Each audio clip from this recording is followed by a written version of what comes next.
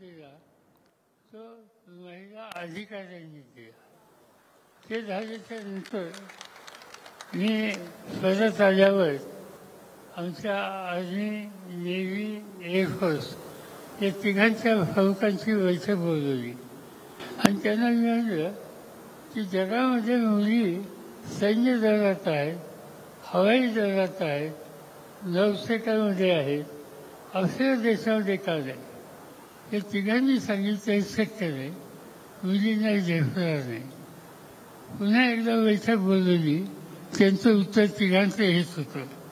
पुन्हा एकदा एका महिन्याने मी बैठक बोलवली, तरी त्यांचं उत्तर तेच होतं. ही बैठक सांगताना मी त्यांना सांगितलं पप्पांनी मला संरक्षण मंत्री म्हणून माझ्यावर जबाबदारी टाकली. 3दा मी तुमचं म्हणणं ऐकलं. आता या खात्याचा मंत्री म्हणून माझा निर्णय मी तुम्हाला सांगतो की इथं पुढे आर्मी, नेव्ही, एअरफोर्समध्ये 10% तरी मुली असतील आणि ते प्रमाण हळूहळू वाढवायचं.